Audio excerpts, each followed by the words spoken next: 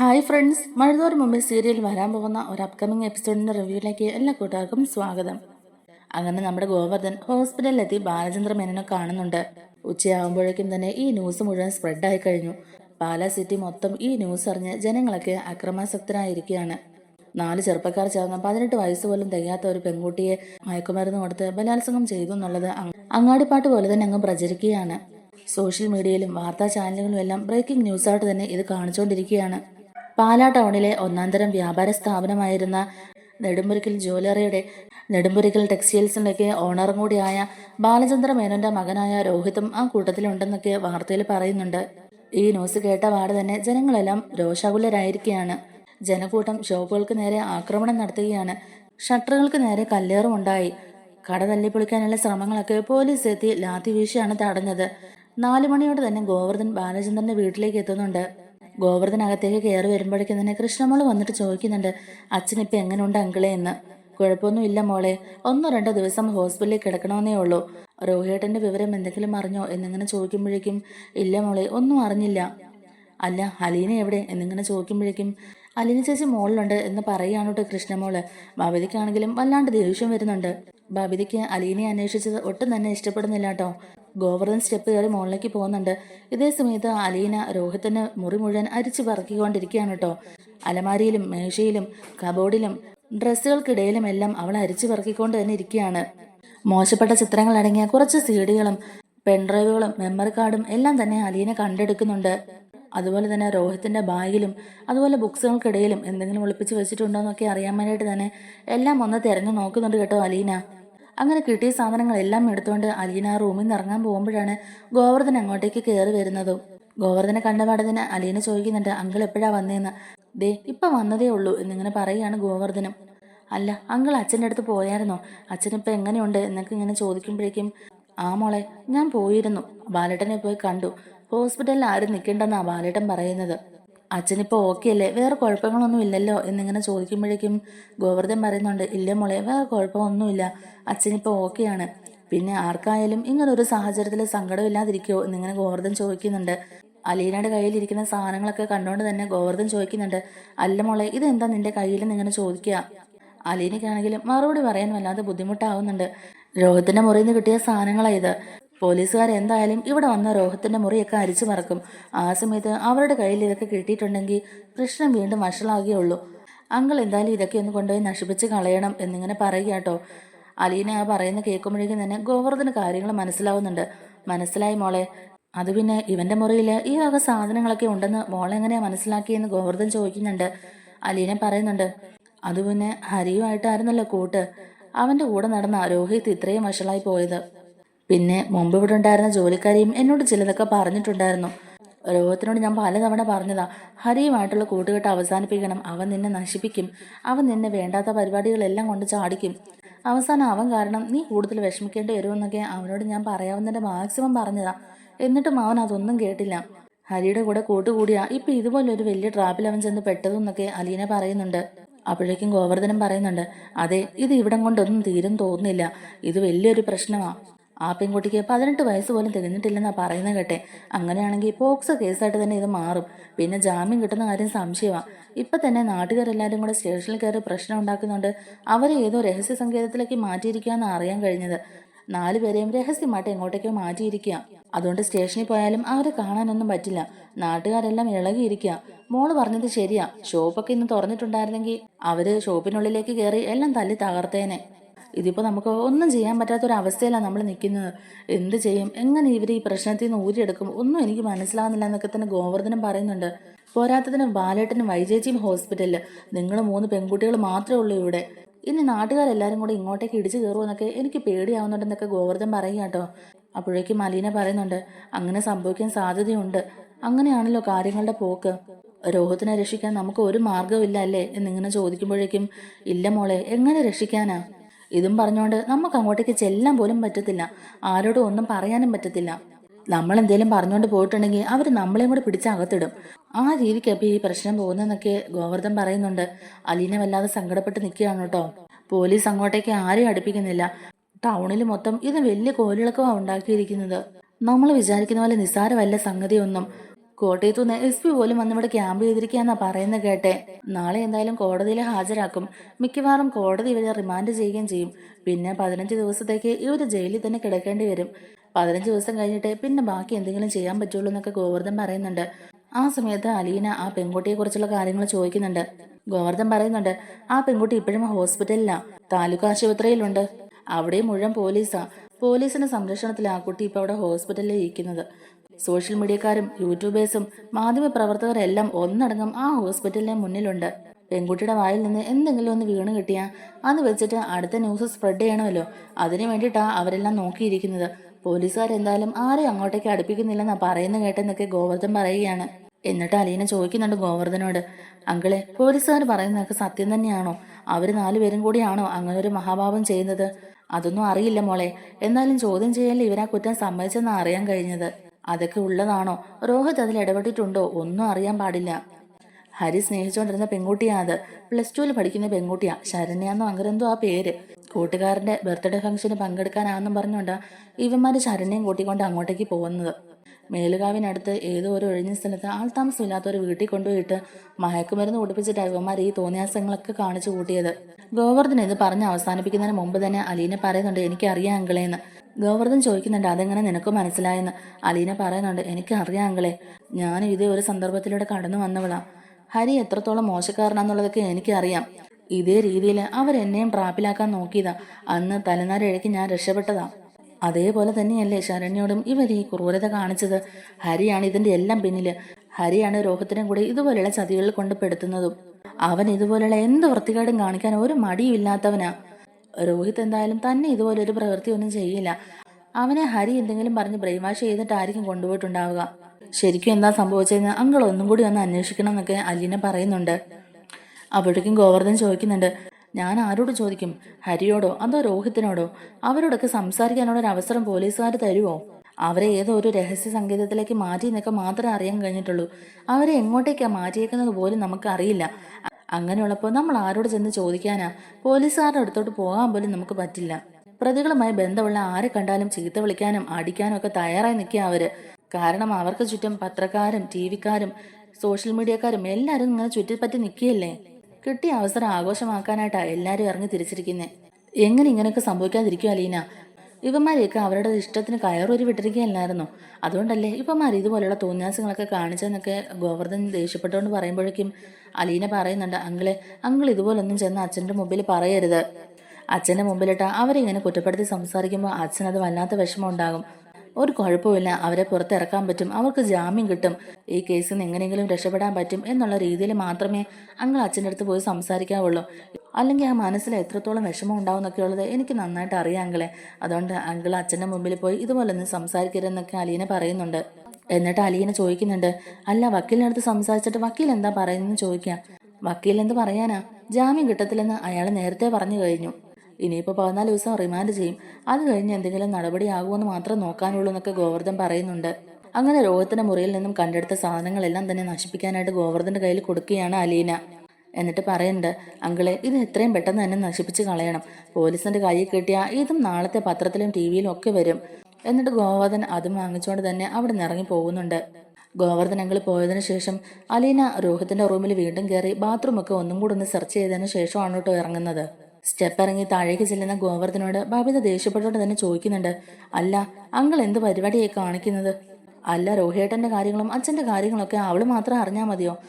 അവളോട് മാത്രമേ പറയുള്ളൂ എന്നൊക്കെ ഇങ്ങനെ ദേഷ്യപ്പെട്ട് ചോദിക്കുകയാണ് കേട്ടോ നമ്മുടെ ബബിത. അവൾ ഇവിടുത്തെ ജോലിക്കാരിയാ, അല്ലാതെ അവൾ ഈ വീട്ടിലെ ആരുമല്ല. അങ്കിൾ എന്തുകൊണ്ടാണ് ഞങ്ങളോട് പറയാതെ എല്ലാ കാര്യങ്ങളും അവളോട് പറയാനായിട്ട് പോയെന്നൊക്കെ ചോദിക്കുന്നുണ്ട്. അല്ലെങ്കിലും ആൾക്കാരെയൊക്കെ കയ്യിലെടുക്കാൻ അവൾക്കൊരു പ്രത്യേക കഴിവുണ്ടെന്നൊക്കെ അലീനെ കുറ്റപ്പെടുത്തി ബബിത പറയുമ്പോഴേക്കും ഗോവർദ്ധന് ദേഷ്യം വന്നിട്ട് ഗോവർദ്ധൻ പറയുന്നുണ്ട്, എൻ്റെ കൊച്ചെ, നിന്റെ അമ്മയുടെ 2 കാലും ഒടിഞ്ഞ് ഒന്ന് എണ്ണിക്കാൻ പോലും വയ്യാതെ ഹോസ്പിറ്റലിൽ കിടക്കുകയാണ്. നിന്റെ അച്ഛൻ ഒരു ഹാർട്ട് പേഷ്യൻ്റ് ആണ്. മൈനർ അറ്റാക്ക് വന്ന് ബാലേട്ടനും ഹോസ്പിറ്റലിൽ കിടക്കുകയാണ്. ഒരാങ്ങളെയുള്ളതാണെങ്കിലോ ബലാത്സംഗ കേസിൽ ഇപ്പം ലോക്കപ്പിൽ കിടക്കുന്നു. ഇന്നും നാളെയൊക്കെ ആയിട്ട് വിചാരിക്കാത്ത പല പ്രശ്നങ്ങളും ഉണ്ടാകാൻ പോവുക. ഈ വീടിന് പുറത്തേക്ക് ഇറങ്ങിയാൽ നിങ്ങളെ കല്ലെറിഞ്ഞ് വീഴ്ത്തും. അഹങ്കരിക്കാതെ നിലത്ത് നിൽക്കാൻ നോക്ക്, അല്ലെങ്കിൽ എല്ലാം കൈവിട്ട് പോകുന്നൊക്കെ പറയാട്ടോ ഗോവർദ്ധൻ. മുഖത്തടിയേറ്റ പോലെ തന്നെ ബബിത ഒന്നും മിണ്ടാതെ നിൽക്കുന്നുണ്ട്. ബബിതേച്ചിക്ക് ഇത് ആവശ്യമായിരുന്നു, ചോദിച്ച് മേടിച്ചതല്ലേ, ഒരു കുഴപ്പമില്ല, കിട്ടേണ്ടത് കിട്ടിയപ്പോൾ സമാധാനമായി എന്ന് മനസ്സിൽ വിചാരിക്കുകയാണ് നമ്മുടെ കൃഷ്ണമോളും. അങ്ങനെ ഗോവർദ്ധൻ അതും പറഞ്ഞിട്ട് വെളിയിലേക്ക് ഇറങ്ങി പോകുന്നുണ്ട്. ആ സമയത്തേക്ക് തന്നെ അലീന താഴോട്ട് ഇറങ്ങി വരുന്നുമുണ്ട്. അലീനയെ കണ്ടപാടെ തന്നെ ബബിത മുഖം വെറുപ്പിച്ച് അവിടെ നിന്ന് മാറിപ്പോകാൻ നോക്കുകയാണ്. ആ സമയത്ത് അലീന ബബിത എന്ന് വിളിക്കുമ്പോഴേക്കും ബബിത അവിടെ നിൽക്കുന്നുണ്ട്. നിനക്ക് എന്തറിയണമെങ്കിലും നീ എന്നോട് ചോദിച്ചോ, ഞാൻ അതിന് ഉത്തരം പറയാന്നൊക്കെ അലീന പറയുന്നുണ്ട്. അപ്പോഴേക്കും ബബിത ഒരു പുച്ഛഭാവത്തോടെ തന്നെ പറയുന്നുണ്ട്, നിനക്കെല്ലാം അറിയാന്നുള്ള അഹങ്കാരം അല്ലേടി നിനക്ക്? എല്ലാവരെയും ചിരിച്ചും കണ്ണു കാണിച്ച് വശത്താക്കി വെച്ചിരിക്കുകയല്ലേടി നീ പറഞ്ഞിട്ടൊന്നും അറിയാൻ എനിക്കൊരു താല്പര്യമില്ല എന്നും പറഞ്ഞുകൊണ്ട് തന്നെ ബബിതയുടെ റൂമിൽ കയറി വാതിലടയ്ക്കുന്നുണ്ട്. ബബിതയുടെ ഈ പ്രവൃത്തി കണ്ട് കൃഷ്ണമൊക്കും അലീനയ്ക്കും വല്ലാതെ സങ്കടമാവുന്നുണ്ട്. അങ്ങനെ ഗോവർദ്ധൻ അവിടുന്ന് പോയിട്ട് അരമണിക്കൂർ കഴിയുമ്പോഴേക്കും തന്നെ വീണ്ടും ഒരു പോലീസ് ജീപ്പ് അങ്ങോട്ടേക്ക് വരുന്നുണ്ട്. കൃഷ്ണമോളാണ് ആദ്യം അത് കാണുന്നത്. അവൾ പേടിച്ചു പറിച്ച് പെട്ടെന്ന് അലീനയുടെ അടുത്തേക്ക് ചെല്ലുന്നുണ്ട്. ചേച്ചി, അലീന ചേച്ചി, ഇതേ പിന്നെയും പോലീസ് വണ്ടി വന്നു. അലീന പെട്ടെന്ന് ഷോക്കാവുന്നുണ്ട്. പോലീസ് വണ്ടി പാഞ്ഞു വന്ന് മുറ്റത്ത് നിർത്തുകയാണ്. ജീപ്പിൽ നിന്നും പോലീസുകാർ ഇറങ്ങി. എസ് ഐ രമേശൻ നമ്പ്യാർ അകത്തേക്ക് കയറി വന്നിട്ട് അലീനെ ഒന്ന് അടിമുടി നോക്കുന്നുണ്ട്. എന്നിട്ട് പറയുന്നുണ്ട്, നിന്റെ പേരാണോടി അലീന? അപ്പോഴേക്കും അലീന പറയുന്നുണ്ട്, അതെ സാർ, എന്താ പ്രശ്നം എന്നിങ്ങനെ ചോദിക്കുമ്പോഴേക്കും, നീ ഞങ്ങളുടെ കൂടെ സ്റ്റേഷൻ വരെ ഒന്ന് വരണമല്ലോ. എന്തിനാ സാറേ എന്ന് അലീന ഒരു പേടിയോടുകൂടി തന്നെ ചോദിക്കുമ്പോഴേക്കും, അതൊക്കെ സ്റ്റേഷനിൽ വന്നിട്ട് അറിഞ്ഞാൽ മതി. എവിടെയാ രോഹിത്തിന്റെ മുറി എന്നിങ്ങനെ ചോദിക്കുന്നുണ്ട്. അതൊക്കെ സ്റ്റേഷനിൽ വന്നിട്ട് അറിഞ്ഞാൽ മതി. ഇപ്പൊ രോഹിത്തിന്റെ മുറി എവിടാ എന്നിങ്ങനെ ചോദിക്കുമ്പോഴേക്കും, അത് മുകളിലാണെന്നൊക്കെ പറഞ്ഞു കൊടുക്കുന്നുണ്ട് അലീന. വനിതാ പോലീസുകാരെയും കൂട്ടിക്കൊണ്ടാണ് എസ് ഐ രമേശൻ നമ്പ്യാർ അങ്ങോട്ടേക്ക് വന്നതും. അങ്ങനെ അലീന രോഹിത്തിന്റെ മുറിയൊക്കെ കാണിച്ചു കൊടുക്കുകയാണ്. 2-3 കോൺസ്റ്റബിൾസ് മുകളിലേക്ക് കയറി ചെന്ന് രോഹിത്തിന്റെ മുറി മുഴുവൻ പരിശോധിച്ചുകൊണ്ടിരിക്കുകയാണ്. കട്ടിലിന്റെ താഴെയും ബെഡിനടിയിലും പില്ലോയിലും കബോർഡിന്റെ മുകളിലും പുസ്തകം വച്ചിരിക്കുന്ന റാക്കിലും അതുപോലെ മേശയുടെ ഡ്രോയിലും ബാത്റൂമിലും അങ്ങനെ എല്ലായിടവും അരിച്ചു പറക്കുകയാണ് അവര്. പക്ഷെ അവിടുന്ന് പ്രത്യേകിച്ച് ഒന്നും തന്നെ അവർക്ക് കണ്ടെത്താനായില്ല. റൂമിൽ നിന്ന് ഒന്നും കിട്ടിയില്ല സാർ എന്ന് പറഞ്ഞുകൊണ്ട് തന്നെ കോൺസ്റ്റബിൾസ് ഒക്കെ താഴേക്ക് വരുന്നുണ്ട്. അങ്ങനെ രമേശൻ നമ്പ്യാർ ഒരു വനിതാ പോലീസുകാരോട് പറയുന്നുണ്ട്, ഇവളെയും കൂടെ പിടിച്ച വണ്ടിയിൽ കയറ്റ് എന്നും പറഞ്ഞുകൊണ്ട് തന്നെ ആജ്ഞാപിക്കുകയാണ്. അപ്പോഴേക്കും ആ വനിതാ പോലീസ് അങ്ങോട്ടേക്ക് വന്നിട്ട് അലീനെ കൂട്ടിക്കൊണ്ട് പോകാൻ നിൽക്കുകയാണ് കേട്ടോ. എന്തിനാ സാർ, എന്തിനാ സ്റ്റേഷനിലേക്ക് എന്നെ കൂട്ടിക്കൊണ്ട് പോകുന്നത് എന്നിങ്ങനെ അലീന ചോദിക്കുമ്പോഴേക്കും, നിന്നോടും കുറച്ച് കാര്യങ്ങളൊക്കെ ചോദിക്കാനുണ്ട്. അതിവിടെ വെച്ച് ചോദിച്ചാൽ ശരിയാകില്ല, അതുകൊണ്ടാണ് നിന്നെ അങ്ങോട്ടേക്ക് കൊണ്ടുപോകുന്നതെന്നൊക്കെ പറയുകയാണ് എസ് ഐ. അപ്പോഴേക്കും അലീന ഞാൻ വരാൻ സാറിന് പറയുന്നുണ്ട്. കൃഷ്ണമോളും വല്ലാണ്ട് അങ്ങ് പേടിച്ച് കരയാൻ തുടങ്ങിയാണ് കേട്ടോ. അതിന് ചേച്ചി അല്ലല്ലോ തെറ്റ് ചെയ്തേക്കുന്നത്, പിന്നെ എന്തിനാ ചേച്ചിയെ കൊണ്ടുപോകുന്നത് എന്നൊക്കെ ഇങ്ങനെ ചോദിച്ച് വിഷമത്തോടെ തന്നെ നിൽക്കുകയാണ് കേട്ടോ നമ്മുടെ കൃഷ്ണമോള്. അലീന പറയുന്നുണ്ട്, മോളെ വിഷമിക്കേണ്ട, എന്തൊക്കെയാ ചോദിച്ചറിയാനുണ്ടെന്നല്ലേ പറഞ്ഞ്. ഞാൻ പോയിട്ട് പെട്ടെന്ന് തന്നെ തിരികെ വരും. മോള് വിഷമിക്കാതെ ഇവിടെ ഇരിക്കുക. ഡോറൊക്കെ അടിച്ച് ക്ലോസ് ചെയ്തിട്ടിരുന്നോ, ഇനി ആര് വന്ന് വിളിച്ചാലും തുറക്കണ്ടെന്നൊക്കെ പറഞ്ഞുകൊണ്ട് തന്നെ അലീന നേരെ ജീപ്പിലോട്ട് കയറി ഇരിക്കുകയാണ്. അങ്ങനെ ജീപ്പ് നേരെ പോലീസ് സ്റ്റേഷൻ ലക്ഷ്യമാക്കി പോയിക്കൊണ്ടിരിക്കുകയാണ്. അലീനയുടെ മനസ്സും ആകെ കിടന്ന് പിടയ്ക്കുന്നുണ്ട്. ഇനി ഇവരെന്നോട് എന്ത് ചോദിക്കാനാന്നൊക്കെയുള്ള രീതിയിൽ ആകെ ടെൻഷൻ അടിച്ചിരിക്കുന്നുണ്ട്. ആ സമയത്ത് എസ് ഐ രമേശൻ നമ്പ്യാർ തിരിഞ്ഞ് അലീനയെ ഒന്ന് നോക്കുന്നുണ്ട്. എന്നിട്ട് ചോദിക്കുന്നുണ്ട്, നീ ആ വീട്ടിലെ വേലക്കാരിയല്ലേന്ന്. അതേന്ന് അലീന പറയുമ്പോഴേക്കും എസ് ഐ ചോദിക്കുന്നുണ്ട്, നീ ബ്ലൂ ഫിലിമിലൊക്കെ അഭിനയിച്ചിട്ടുണ്ടോടി എന്നിങ്ങനെ ചോദിക്കുകയാണ്. ആ ചോദ്യം അലീനയെ വല്ലാണ്ട് അസ്വസ്ഥമാക്കി. ഉത്തരം അർഹിക്കാത്ത ചോദ്യമായതിനാൽ മറുപടി ഒന്നും പറയാതെ തന്നെ അലീന മുഖം താഴ്ത്തിയിരുന്നു. എസ് ഐ 2-3 പ്രാവശ്യം തിരിഞ്ഞ് അലീനയെ നോക്കുന്നുണ്ടായിരുന്നു. അങ്ങനെ അലീനയുടെ മനസ്സിലും വല്ലാത്ത വിഷമം തോന്നുകയാണ്.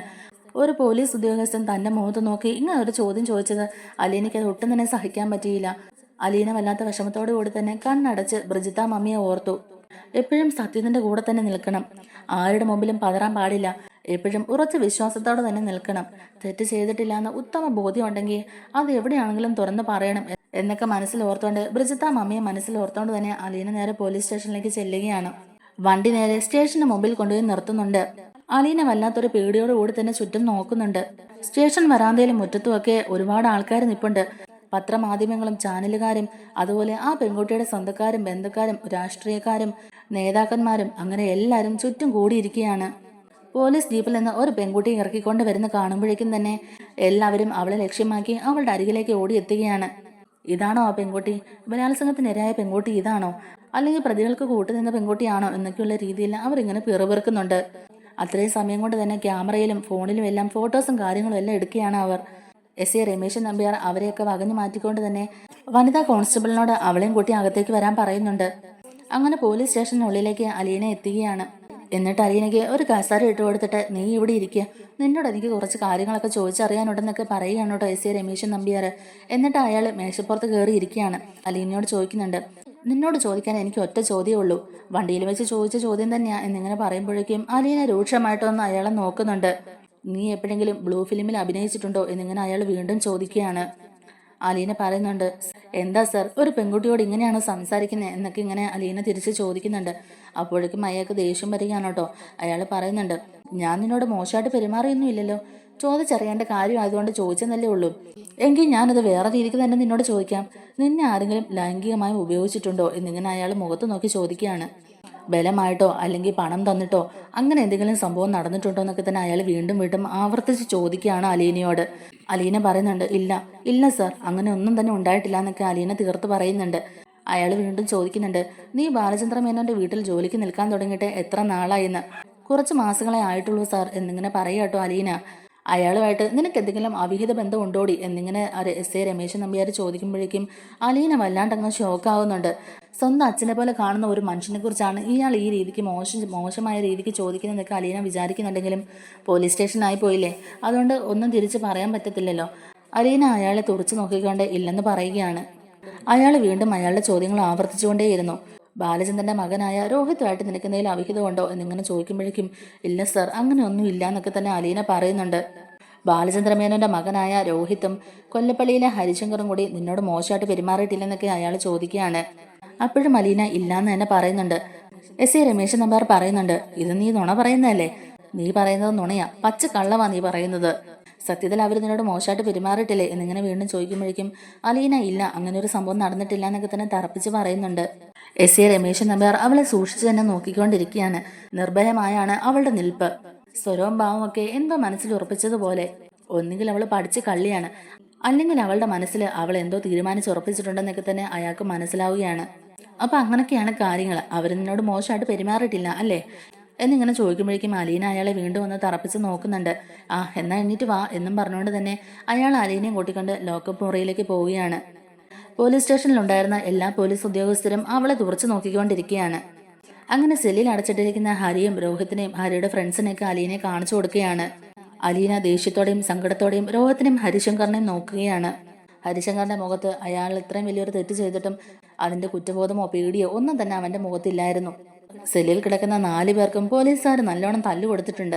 ആർക്കും ഒന്ന് നേരെ നിവർന്നു നിൽക്കാൻ പോലും വയ്യാതെ എല്ലാവരും ഭിത്തിയിൽ ചാരി കുഴഞ്ഞ മട്ടിൽ തന്നെ നിൽക്കുകയാണ്. രോഹിത്തിനെ കാണുമ്പോൾ അലീനയ്ക്ക് ഒട്ടും തന്നെ സഹിക്കാൻ പറ്റുന്നില്ല. തന്റെ അനിയനാണ്, തന്റെ സ്വന്തം കൂടപ്പിറപ്പാണ്, ഒരമ്മയുടെ വയറ്റിൽ പിറന്നവരാണ് ഞങ്ങൾ രണ്ടുപേരും. അവൻ എന്തൊക്കെ തെറ്റ് ചെയ്തിരുന്നാലും ആ ബന്ധം ഒന്നും ഇല്ലാതാകുന്നില്ലല്ലോ എന്നൊക്കെ ഇങ്ങനെ അലീന മനസ്സിൽ ആലോചിക്കുമ്പോഴേക്കും എസ് എ രമേശൻ നമ്പ്യാർ ഗാംഭീര്യത്തോടെ തന്നെ ഇങ്ങോട്ടേക്ക് നോക്കടാ എന്ന് പറയുകയാണ് അവരോട് 4 പേരോടും. രോഹിത്തും ഹരിശങ്കറും ഹരിയുടെ 2 ഫ്രണ്ട്സും കൂടെ ക്ഷീണിച്ച കൺപോളുകൾ ഉയർത്തി അലീനയെ നോക്കുന്നുണ്ട്. എന്നിട്ട് രോഹിത്തിനോടായിട്ട് എസ് എ രമേശൻ നമ്പ്യാർ ചോദിക്കുന്നുണ്ട്, നിന്റെ വീട്ടിൽ ജോലിക്ക് നിൽക്കുന്ന പെൺകുട്ടി ഇവിടെ തന്നെയല്ലേ? അതെ എന്ന് രോഹിത്ത് മറുപടി പറയുന്നുണ്ട്. എന്നിട്ട് എസ് ഐ ചോദിക്കുന്നുണ്ട്, ഇവളെ നിങ്ങൾ ഏതെങ്കിലും രീതിയിൽ ഉപദ്രവിക്കാൻ നോക്കിയിട്ടുണ്ടോ എന്നൊക്കെ. എസ് ഐ രോഹിത്തിനോടും ഹരിശങ്കറിനോടും മാറി മാറി ചോദിക്കുകയാണ്. ഉണ്ടോടാ എന്നിങ്ങനെ അയാൾ വീണ്ടും തറപ്പിച്ച് ചോദിക്കുമ്പോഴേക്കും ഉണ്ട് എന്ന് തന്നെ പറയുകയാണ് രോഹിത്തും ഹരിയും. ഏത് രീതിക്കാണ് നിങ്ങൾ ഇവളോട് മോശമായിട്ട് പെരുമാറിയ എന്നിങ്ങനെ വീണ്ടും അയാൾ ചോദിക്കുമ്പോഴേക്കും ഹരിശങ്കറും രോഹിത്തും മുഖാമുഖം നോക്കുകയാണ്. രോഹിത്ത് ഉടനെ പേടിച്ച് പറിച്ചുകൊണ്ട് തന്നെ പറയുന്നുണ്ട്, അത് പിന്നെ ജ്യൂസിൽ മയക്കുമരുന്ന് കലർത്തി ഞങ്ങൾ കൊടുത്തിട്ടുണ്ട് എന്നൊക്കെ ഇങ്ങനെ രോഹിത്ത് പറയാൻ തുടങ്ങുമ്പോഴേക്കും എന്താടാ നിന്റെ വായിലൊക്കെ പഴം തിരികെ വെച്ചിട്ടുണ്ടോ? ഉറക്കെ പറയടാ നായൻ്റെ മോനെ, ഈ സ്റ്റേഷനിൽ നിൽക്കുന്ന എല്ലാവർക്കും തന്നെ അത് കേൾക്കണമെന്നൊക്കെ എസ് ഐ ദേഷ്യത്തോടെ പറയുകയാണ്. എസ് ഐയുടെ അലർച്ച കേൾക്കുമ്പോഴേക്കും തന്നെ അലീനയെ പേടിച്ചു പോവുകയാണ് കേട്ടോ. അലീനയ്ക്കും കാര്യം മനസ്സിലാകുന്നുണ്ട്. പോലീസ് 3-ാം മുറയും 4-ാം മുറയും എല്ലാം പ്രയോഗിച്ച് അവർ മുമ്പ് ചെയ്തതും ഇപ്പോൾ ചെയ്യുന്നതും എല്ലാം പറയിപ്പിച്ചിരിക്കുന്നു. ജ്യൂസിൽ മയക്കുമരുന്ന് കലർത്തി കൊടുത്ത് ഇവളെ എന്ത് ചെയ്യാനായിരുന്നു നിങ്ങളുടെ ഉദ്ദേശം എന്നിങ്ങനെ അയാൾ വീണ്ടും ചോദിക്കുകയാണ് അവരോട്. ഹരിശങ്കർ ഉടനെ തല താഴ്ത്തിക്കൊണ്ട് തന്നെ പറയുന്നുണ്ട്, അത് പിന്നെ റേപ്പ് ചെയ്യാൻ വേണ്ടിയിട്ടായിരുന്നു. എന്നിട്ട് നിങ്ങൾ നിങ്ങളുടെ ഉദ്ദേശം നടത്തിയോ അതോ ഇല്ലയോ എന്നിങ്ങനെ അയാൾ വീണ്ടും ഒരു പരിഹാസത്തോടെ തന്നെ ചോദിക്കുമ്പോഴേക്കും അലീന തല താഴ്ത്തി തന്നെ നിൽക്കുകയാണ് കേട്ടോ. ഹരിശങ്കർ ഉടനെ പറയുന്നുണ്ട്, അന്ന് അവളുടെ കയ്യിൽ ഒരു കത്രിക കിട്ടിയതുകൊണ്ട് കത്രിക എടുത്ത് അവൾ വയറ്റിൽ കുത്തി ആത്മഹത്യക്ക് ശ്രമിച്ചു. അത് കണ്ട് പേടിച്ചിട്ട് ഞങ്ങൾ രണ്ടുപേരും അന്നേരം തന്നെ സ്ഥലം കാലിയാക്കി എന്നൊക്കെ തന്നെ പറയുന്നുണ്ട് ഹരി. അപ്പോഴേക്കും തല താഴ്ത്തി നിൽക്കുന്ന അലീനയെ നോക്കിക്കൊണ്ട് തന്നെ എസ് എ രമേശൻ നമ്പ്യാർ ചോദിക്കുന്നുണ്ട്, നീ എന്താടി എന്നോട് പറഞ്ഞത്? ഇവന്മാർ നിന്നെ ഉപദ്രവിച്ചിട്ടില്ല, നിന്നോട് മോശമായിട്ട് പെരുമാറിയിട്ടില്ല, ലൈംഗികമായിട്ട് നിന്നെ ചൂഷണം ചെയ്യാൻ നോക്കിയിട്ടില്ല എന്നൊക്കെയല്ലേ നീ എന്നോട് പറഞ്ഞത്? ഇതിപ്പോൾ നടന്നിട്ട് കുറേ നാളായില്ലേടി, എന്നിട്ട് നീ മുമ്പേ എന്നോട് പറഞ്ഞത് പച്ച കള്ളമല്ലേടി എന്നൊക്കെ അലീനയോട് ദേഷ്യപ്പെട്ട് ചോദിക്കുകയാണ്. അലീന പറയുന്നുണ്ട്, അത് കുറേ മാസങ്ങൾക്ക് മുമ്പ് നടന്ന സംഭവമാണ്, ഞാനതവരോട് ക്ഷമിച്ചു, ആ പ്രശ്നം അന്നേ കഴിഞ്ഞു പോയതാ എന്നൊക്കെ ഇങ്ങനെ പറയുമ്പോഴേക്കും ക്ഷമിക്കാൻ നീ എന്താടി ദൈവത്തിന്റെ അവതാരമോ? ഇവന്മാർ ചെയ്യുന്ന തെറ്റുകൾക്കൊക്കെ ക്ഷമിച്ചു കൊടുക്കാൻ നിനക്ക് ആരാടി അധികാരം തന്നത്? അല്ല, അന്ന് നീ എന്തുദ്ദേശം നടത്താൻ വേണ്ടിയിട്ടാണ് ഇവരെ രക്ഷപ്പെടുത്തിയെന്നൊക്കെ ചോദിക്കാനോട്ടോ അലീനയോട്. അലീന അപ്പോൾ ഒന്നും മിണ്ടാതെ തന്നെ നിൽക്കുകയാണ്. അത് പിന്നെ ഞാൻ ജോലിക്ക് നിൽക്കുന്ന വീട്ടിലെ പയ്യനല്ലേ, പുറത്തിറങ്ങിയാൽ ഇത് നാണക്കേടാവുമെന്ന് എനിക്കറിയാം. അവർക്ക് പറ്റിയൊരു അബദ്ധമാണ്, അതുകൊണ്ടാണ് ഞാനതന്ന് ആരോടും പറയാനെന്നൊക്കെ അലീന പറയുന്നുണ്ട്. നീ അന്ന് ഹോസ്പിറ്റലിൽ കിടന്നപ്പോൾ അവിടെ വന്ന് മൊഴിയെടുത്തത് ഞാനാ, നിനക്ക് ഓർമ്മയുണ്ടോ എന്നിങ്ങനെ അലീനയോട് അയാൾ ചോദിക്കുന്നുണ്ട്. അലീന തലയാട്ടി സമ്മതിക്കുന്നുണ്ട്. അന്ന് നീ അവിടെ ഒരു ഇല്ലാക്കഥ ഉണ്ടാക്കി കത്രിക അറിയാതെ വയറ്റിൽ തുളഞ്ഞു കയറിയതാന്നൊക്കെ പറഞ്ഞ് എന്നെ ഫൂളാക്കാൻ നോക്കി. ഇതിന്റെ പിന്നിൽ എന്തോ സംഭവിച്ചിട്ടുണ്ടെന്നൊക്കെ ഉള്ളത് അന്നേ ഞാൻ ഊഹിച്ചതാ. പിന്നെ എന്തെങ്കിലും ഒരു ദിവസം ഈ സത്യങ്ങളൊക്കെ പുറത്തു വരുമല്ലോ. പിന്നെ അന്ന് നിനക്കോ അയാൾക്കോ ഒരു പരാതിയും ഇല്ലാന്ന് പറഞ്ഞ് അതങ്ങ് തള്ളി നീക്കുകയും ചെയ്തു.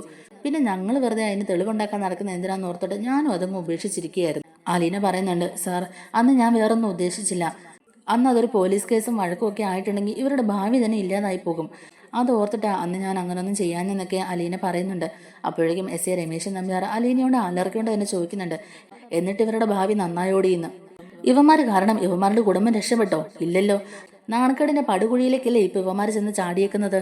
ഇവിടെ നിന്റെ ഭാഗത്തും തെറ്റുണ്ട്. അന്ന് തന്നെ ഈ സത്യങ്ങൾ നീ എല്ലാവരോടും തുറന്നു പറഞ്ഞിരുന്നെങ്കിൽ ഇന്ന് അവന്മാര് ആ 18 വയസ്സ് പോലും തികയാത്ത പെൺകുട്ടിയോട് ഇതുപോലൊരു ക്രൂരത ചെയ്യാൻ മുതിരില്ലായിരുന്നു. അന്ന് നീ ഇതൊക്കെ മറച്ചു വെച്ചതുകൊണ്ട് ഇന്ന് വേറൊരു പെൺകുട്ടിയുടെ ജീവിതം കൂടി ഇല്ലാതായേക്കുന്നത്. അങ്ങനെ നോക്കിയാൽ നിനക്കും ഇതിലൊരു പങ്കുണ്ടെന്നൊക്കെ തന്നെ അയാൾ പറയുമ്പോഴേക്കും എസ് ഐ പറയുന്നതിലും ഭാഗികമായിട്ട് ഒരു ശരിയുണ്ടെന്നുള്ളത് നമ്മുടെ അലീനയ്ക്ക് മനസ്സിലാവുന്നുണ്ട്. അലീന മനസ്സിൽ വിചാരിക്കുന്നുണ്ട്. ശരിയാ, മുളയിലെ ഇത് നുള്ളിയിരുന്നെങ്കിൽ ഇപ്പൊ ഇതുപോലൊരു ഭയാനകമായ അവസ്ഥ ഉണ്ടാവില്ലായിരുന്നു. ഈ ഒരു അവസ്ഥയിലേക്ക് കാര്യങ്ങളൊന്നും എത്തില്ലായിരുന്നു. പക്ഷെ അന്ന് തന്നെ ഈ സത്യങ്ങൾ ഞാൻ എല്ലാവരോടും പറഞ്ഞിരുന്നെങ്കിൽ എന്താകുമായിരുന്നു അവസ്ഥ? ഞാൻ കാരണം ഇവരുടെ ഭാവി തകരണ്ടെന്ന് ഓർത്തിട്ട് മാത്രമല്ലേ ഞാൻ അന്നതൊക്കെ ക്ഷമിച്ചത്.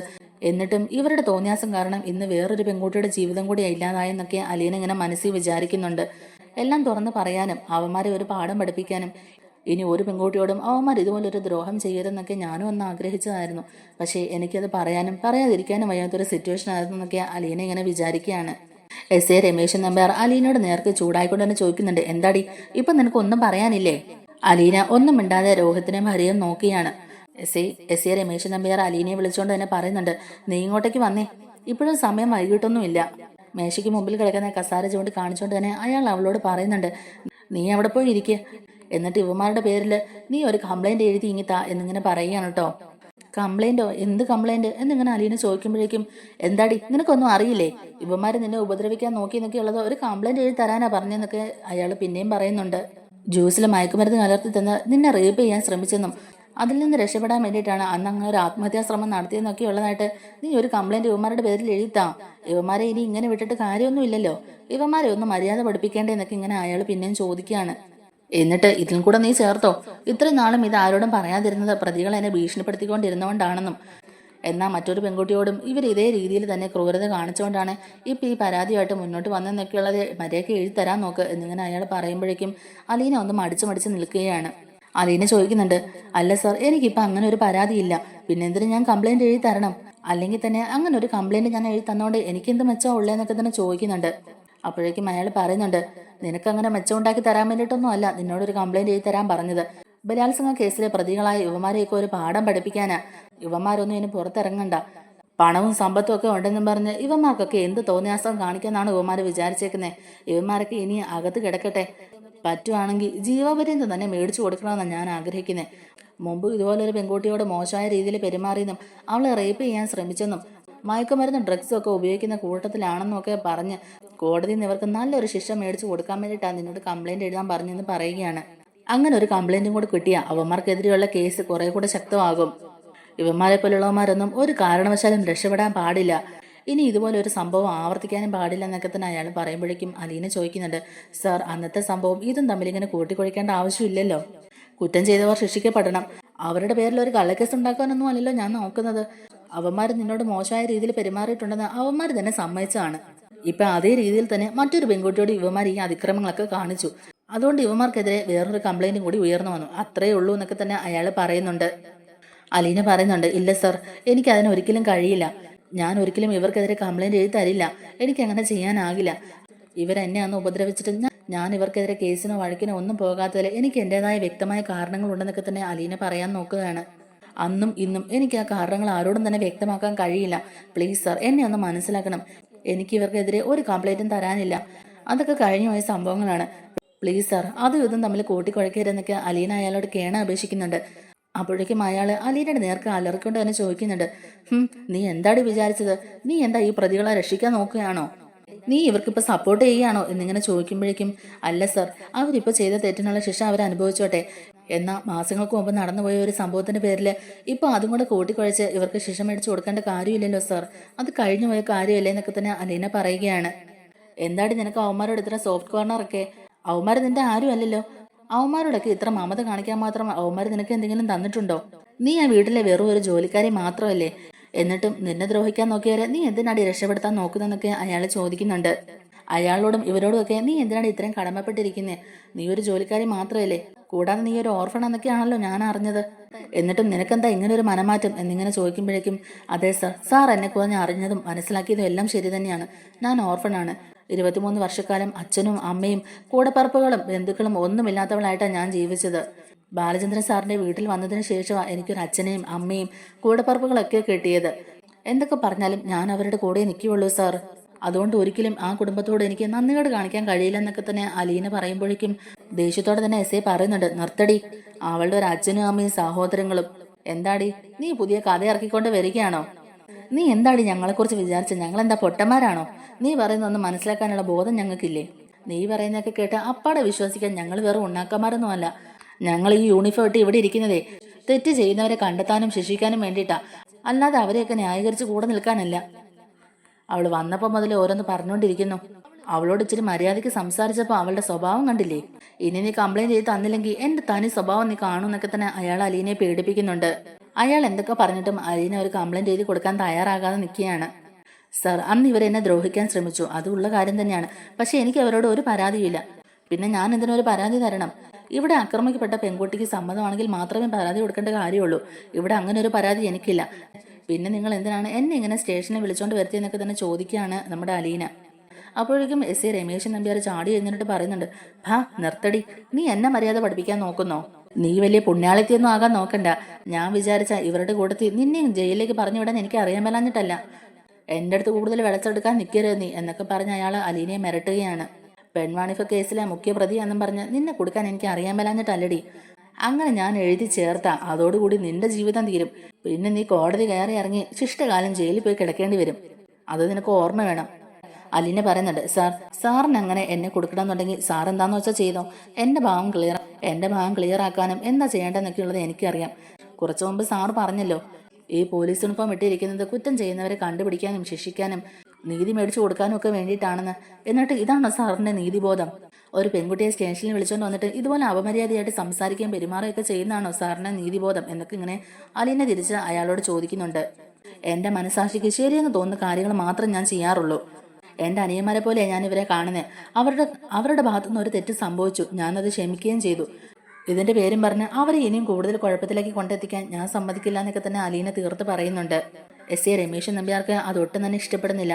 അലീനയോടുള്ള പകയും ദേഷ്യവും എല്ലാം അയാളുടെ നോട്ടത്തിൽ തന്നെ ഉണ്ടായിരുന്നു. അയാൾ അവളെ കലിയോട് തന്നെ നോക്കി നിൽക്കുകയാണ്. അലീനയുടെ തീരുമാനത്തിൽ ഉറച്ചു നിൽക്കുകയാണെന്ന് മനസ്സിലായപ്പോഴേക്കും ആ എസ് ഐ ഒരു വനിതാ കോൺസ്റ്റബിളിനെ വിളിച്ചിട്ട് ഇവളെ സിഐയുടെ റൂമിലേക്ക് കൊണ്ടുപോകാൻ പറയുകയാണ്. അങ്ങനെ ആ വനിതാ കോൺസ്റ്റബിൾ വന്ന് അലീനയും കൂട്ടിയിട്ട് നേരെ സിഐയുടെ റൂമിലേക്ക് കയറി പോകുന്നുണ്ട്. സിഐയുടെ റൂമിലേക്ക് ചെല്ലുമ്പോഴും സിഐയും ഇതേ കാര്യങ്ങൾ തന്നെ ചോദിക്കാനോട്ടോ അലീനയോട്. എന്തായാലും എസ് ഐ രമേശൻ നമ്പ്യാർ ചോദിക്കും പോലെ വളരെ മോശമായ രീതിയിലൊന്നുമല്ല ചോദിക്കുന്നത്. എന്തുകൊണ്ടാണ് കുട്ടി അങ്ങനെ ഒരു കംപ്ലൈന്റ് അവർക്ക് നേരെ എഴുതി തരാത്തെന്നൊക്കെ മാന്യമായ രീതിയിൽ തന്നെ ചോദിക്കുമ്പോഴേക്കും, സാർ, അതൊക്കെ 5-6 മാസം മുമ്പ് കഴിഞ്ഞു പോയ സംഭവങ്ങളാണ്. അതൊക്കെ ഇപ്പൊ കുത്തിപ്പൊക്കി ഈ ഒരു പ്രശ്നത്തിന്റെ കൂടെ കൂട്ടിക്കൊഴിക്കാൻ ഞാൻ താല്പര്യപ്പെടുന്നില്ല. എന്റെ 2 അനിയന്മാരെ പോലെ ഞാൻ അവരെ കണ്ടിട്ടുള്ളൂ. അവർക്കന്നൊരു അബദ്ധം പറ്റിയതാണ്. പക്ഷേ ഇപ്പൊ അവർ തെറ്റ് ചെയ്തിട്ടുണ്ടെങ്കിൽ അതിനുള്ള ശിക്ഷ അവർക്ക് കിട്ടണം. അതിൽ ഞാനും ആ പെൺകുട്ടിയുടെ സൈഡിൽ തന്നെയാണ്. അതിന് എനിക്ക് എന്റേതായ കാരണങ്ങളും ഉണ്ടെന്നൊക്കെ അലീന സിഐയോട് പറയുന്നുണ്ട്. അതുകൊണ്ട് എനിക്ക് അവരോട് ഒരു പരാതിയില്ല സാർ എന്നൊക്കെ തന്നെ അലീന പറയുമ്പോഴേക്കും, അതെങ്ങനെ ശരിയാകും മോളെ? മോളോടും ഇതേ രീതിയിൽ തന്നെ അവർ മോശമായിട്ട് പെരുമാറാൻ നോക്കിയതല്ലേ? അപ്പോൾ പിന്നെ ഇതുപോലെ തെറ്റ് ചെയ്യുന്നവരുടെ കൂടെ നിൽക്കാതെ അവർക്ക് മാക്സിമം ശിക്ഷ മേടിച്ച് കൊടുക്കുകയല്ലേ ചെയ്യേണ്ടെന്നൊക്കെ തന്നെ അവർ ചോദിക്കുന്നുണ്ട്. അല്ല, കുട്ടിയുടെ മനസ്സിൽ എന്താ ഉദ്ദേശം? ഈ പ്രതികൾക്ക് വേണ്ടി കൂട്ടു നിൽക്കുകയാണോ എന്നിങ്ങനെ ചോദിക്കുമ്പോഴേക്കും അലീന പറയുന്നുണ്ട്, സാർ, ഞാൻ പറഞ്ഞല്ലോ, എനിക്കതിൽ വ്യക്തമായ ഒരു കാരണമുണ്ട്. അത് എനിക്ക് ആരോടും പറയാൻ പറ്റില്ല. സാർ, എന്റെ ഭാഗത്തുനിന്ന് അങ്ങനെ ഒരു കംപ്ലൈന്റ് എന്തായാലും ഞാൻ എഴുതി തരില്ല. ആ പെൺകുട്ടിയോട് ഇവന്മാർ ഇത്രയും ക്രൂരമായിട്ട് പെരുമാറിയതിൽ ഇവന്മാർക്ക് ശിക്ഷ കിട്ടണമെന്ന് തന്നെയാണ് എന്റെ ആഗ്രഹം. അവന്മാർ അതിന് അർഹമായ ശിക്ഷ അനുഭവിക്കുകയും ചെയ്യണം. അക്കാര്യത്തിൽ ഞാൻ ആ പെൺകുട്ടിയുടെ കൂടെ തന്നെയാണ്. ഇതുപോലെ ഇനി ഒരു പെൺകുട്ടിയോടും അവർ പെരുമാറാൻ പാടില്ല എന്നൊക്കെ തന്നെ അലീന പറയുമ്പോഴേക്കും, ഞങ്ങൾക്ക് കുട്ടിയെ മനസ്സിലാകുന്നില്ല. കുട്ടിയുടെ നേർക്കും ഇതുപോലുള്ള അതിക്രമങ്ങൾ തന്നെയല്ല അവർ നടത്തിയത്. എന്നിട്ടും കുട്ടിക്ക് ഒരു കംപ്ലൈന്റ് ഇല്ല. ആ കുട്ടിയുടെ കാര്യം വന്നപ്പോൾ ആ കുട്ടിയുടെ കൂടെ നിൽക്കുന്നെന്നും പറയുന്നുണ്ടല്ലോ. എന്താ ഇയാളുടെ മനസ്സിലെന്നൊക്കെ ഇങ്ങനെ ചോദിക്കുമ്പോഴേക്കും, സാർ, എൻ്റെ മനസ്സിൽ വ്യക്തമായ ധാരണയുണ്ട്. ആ വീട്ടിലെ വേലക്കാരുടെ സ്ഥാനമാണ് എനിക്കെങ്കിലും എന്നെ ഒരു മകളെ പോലെയാ ബാലചന്ദ്ര സാർ കാണുന്നത്. അദ്ദേഹത്തിന്റെ മുഖം ഓർക്കുമ്പം എനിക്ക് ഇങ്ങനെ ഒരു കംപ്ലൈന്റ് തരാൻ തോന്നുന്നില്ല. ഇവന്മാർ ഈ ചെയ്ത പ്രവർത്തികൾക്കൊക്കെ അദ്ദേഹം മനസ്സുരുകി ഇപ്പൊ വേദനിക്കുന്നുണ്ടാകും. ഇവന്മാർ ചെയ്ത തെറ്റിന് ഇവന്മാർക്ക് അർഹതപ്പെട്ട ശിക്ഷ തന്നെ കിട്ടണം എന്നൊക്കെ അലീന പറയുന്നുണ്ട്. എന്നിട്ട് CI കോൺസ്റ്റബിളിന്റെ അടുത്ത് പറയുന്നുണ്ട്, എന്തായാലും ഇവളെ വീട്ടിലേക്ക് വിടണ്ട, തൽക്കാലം താഴെ കൊണ്ടേ ഇരുത്ത്. ഇവളെ അന്വേഷിച്ച് ആരെങ്കിലും വരുന്നുണ്ടോ നോക്കാം. എന്നിട്ട് എന്താ ചെയ്യേണ്ടതെന്ന് നോക്കാം. കാര്യത്തിന്റെ ഗൗരവം ഇപ്പോഴും ഈ കുട്ടിക്ക് മനസ്സിലായിട്ടില്ല. അതുകൊണ്ടാണ് അവൾ ഇങ്ങനെയൊക്കെ സംസാരിക്കുന്നത്. എന്തായാലും താഴെ കൊണ്ടേ ഇരുത്തിയാരെന്നൊക്കെ തന്നെ പറയുകയാണ്. അലീനയാണെങ്കിലും അല്ലാത്ത വിഷമത്തോടെ തന്നെ കോൺസ്റ്റബിളിന്റെ കൂടെ താഴേക്ക് പോയി ഇരിക്കുന്നുണ്ട്. എന്നിട്ട് അലീന വിഷമിച്ച് താഴെ ഒരു കസേരയിൽ തന്നെ വന്നിരിക്കുന്നുണ്ട്. എന്നാൽ പേടിച്ചു പോയ കൃഷ്ണമ്മള് ഉടനെ തന്നെ വിളിച്ച് മനുവിനോട് ഈ കാര്യങ്ങളൊക്കെ പറയുകയാണ് കേട്ടോ. പോലീസുകാർ വീണ്ടും വന്നു. അലീന ചേച്ചി സ്റ്റേഷനിലേക്ക് കൂട്ടിക്കൊണ്ട് പോയിട്ടുണ്ട്. എന്തിനാണെന്നൊന്നും അറിയില്ല. മനുവേട്ടൻ എത്രയും പെട്ടെന്ന് സ്റ്റേഷൻ വരെ ഒന്ന് പോവുമോ? അവർ അലീന ചേച്ചിയെ ഉപദ്രവിക്കുമെന്ന് എനിക്ക് പേടിയാവുന്നു എന്നൊക്കെ പറയുകയാണ് കേട്ടോ നമ്മുടെ കൃഷ്ണമോള്. മനു പറയുന്നുണ്ട്, മോളെന്തായാലും വിഷമിക്കാതിരിക്കേ, ഞാനെന്തായാലും സ്റ്റേഷൻ വരെ ഒന്ന് പോയി നോക്കാം എന്നും പറഞ്ഞുകൊണ്ട് തന്നെ മനു ഫോൺ കട്ട് ചെയ്യുന്നുണ്ട്. അങ്ങനെ അലീനെ കൂട്ടിക്കൊണ്ട് പോകാനായിട്ട് മനു സ്റ്റേഷനിലേക്ക് എത്തുന്നതും അവിടെ വെച്ച് നടക്കുന്ന സംഭവങ്ങളൊക്കെയാണ് കേട്ടോ ഇനി അടുത്ത എപ്പിസോഡിൽ വരുന്നത്. നമ്മുടെ വീഡിയോ ഇഷ്ടമായിട്ടുണ്ടെങ്കിൽ ഒന്ന് ലൈക്ക് ചെയ്യാനും അതുപോലെ തന്നെ നമ്മുടെ ചാനലിലൂടെ ഒന്ന് സബ്സ്ക്രൈബ് ചെയ്ത് സപ്പോർട്ട് ചെയ്യാനും മറക്കല്ലേ. താങ്ക്